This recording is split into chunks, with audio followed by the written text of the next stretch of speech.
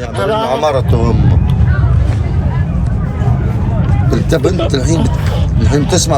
without words, deaf Palestinians in Gaza are able to describe the horrors of Israeli attacks in the strongest terms.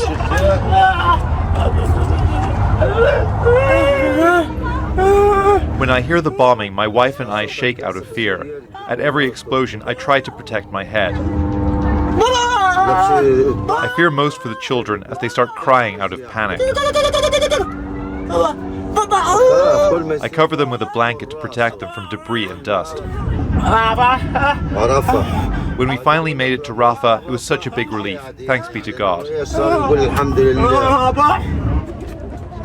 Suleiman and 3 other deaf Palestinians were forced from their homes in Khan Yunis and had to take their families to Rafah.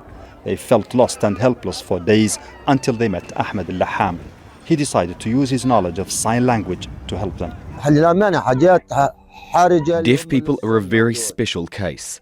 Not everybody can understand them, and they're very concerned about their children and their families, and their senses are very heightened, a lot more heightened than ours. Ahmed says his deaf friend's most essential need after food and shelter is to find someone to communicate with and share their experience of the war. I cannot hear explosions, but I feel the earth shaking under me. I see dust and concrete slabs flying over our heads, windows and doors blown away. I can also smell the powder and smoke. I do my best to cover my children, to protect them. At night, we cannot sleep. My children are crying out of fear. I try to calm them down, cover them with blankets.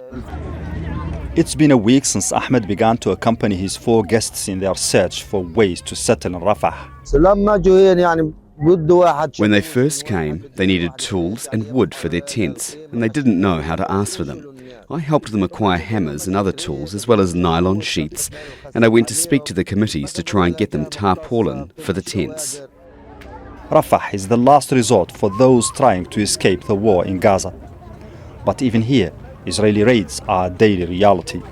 And in the face of a potential ground invasion, not only the deaf, but everyone else feels unsafe and vulnerable. Mohamed, Vall, Al Jazeera. Make sure to subscribe to our channel to get the latest news from Al Jazeera.